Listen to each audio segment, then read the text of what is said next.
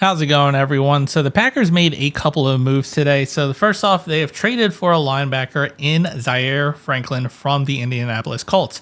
This trade looks like it came about because they tried with Quay Walker, tried to get a deal done. The two sides couldn't come to an agreement because it looks like that Quay Walker is going to command a pretty strong market, and he probably wants top dollar, and the Packers were not willing to pay that much for Quay Walker, which I do understand because yes, he was good, but he was also a liability, especially in coverage. So it looks like Quay Walker will be going towards free agency.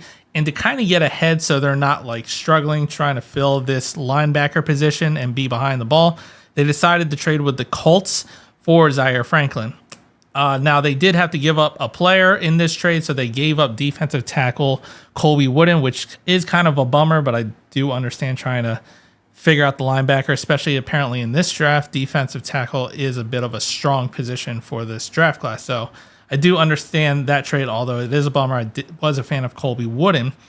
And of course, we're trading a 25-year-old defensive tackle for a about to be 30-year-old linebacker. And so with this trade, the Packers will be inheriting his full contract of 2 years left, and he'll be about a $7 million hit for this cap. Now, with that hit, it does mean that they will be over the cap. So once this trade goes through, which it can't go through until the start of the new NFL year and free agency starts, they will have to either probably release a player, trade away another player, or restructure his contract, probably turning some of that base salary into a signing bonus to free up the cap room that a lot of teams tend to do. So the Packers aren't going to be finished. They're going to have to address this instantly so they can stay under the cap. Now, as for who Zaire Franklin is, from reading in the Colts subreddit and also talking to a Colts fan, a friend of mine, looks like they're pretty happy about this. It looks like he wasn't going to be with the Colts. He was going to be gone from them, and they're glad they got something instead of nothing. He was a Pro Bowler in 2024. It was his best year, but in 2025, his performance severely dropped. Just looking at the 2 years, in 2024, 61 defensive rating on PFF, 72.3 run defensive rating, 63.2 tackling rating, and a 48.7 coverage rating. Then all the way into 2025, 38.4 defensive rating, 54.9 run defensive rating, 47.3 tackling, and a 29.9 coverage grade. And out of all the linebackers per PFF, he was the worst coverage linebacker in all of NFL. So that doesn't bode well. It doesn't seem like we got better. Don't know if we got worse entirely. It looks like we kind of just stayed level. So instead of paying Quay Walker all that money, we paid Zaire Franklin a little bit less for maybe the same type of player, a little bit, because when coming into the NFL draft 9 years ago, he tested pretty well at the NFL Combine.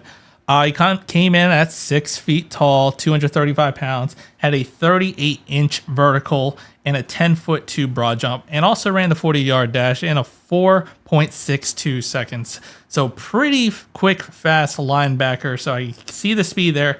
Hopefully, considering he is about to turn 30, Father Time doesn't speed up and kind of catch up to him, and he hopefully can retain some of that athleticism. Also, to add to some of the pros for him that he's shown in his careers, since becoming a full-time starter in 2022, he's only missed one game, so durability has been very good for him. Hopefully, he doesn't come to the Packers and that just disappears because for whatever reason, if it's the Packers training staff, bad luck.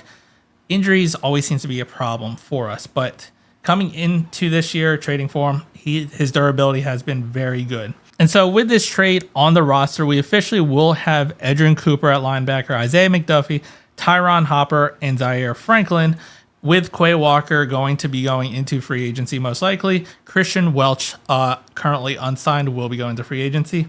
And then you have Nick Nyman. This is the other decision that the Packers made. They have re-signed Nick Nyman. Now, this isn't going to be a linebacker for the 53-man roster. He's more of a special teams player. He's one of our top special teams players. So they at least retain Nick Nyman for special teams, so that's very good there. But they still will probably add another linebacker in the draft. But with this trade, they're not going to be severely desperate in trying to go into free agency, trying to draft a linebacker, and then probably or possibly into the draft trying to draft 2 linebackers, 3 linebackers, trying to fill this void that Quay Walker has vacated.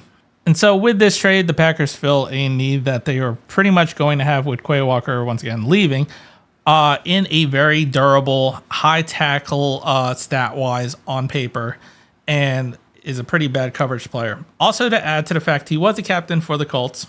Forgot to say this. He was a captain for the Colts. Sounds great, but he's a bit of a knucklehead from what I hear. He doesn't back down. He talks a lot of trash, and it's fine if you talk trash if you can back it up. He doesn't seem to be able to back it up. So kind of think of like, I'm afraid. I don't know this for a fact.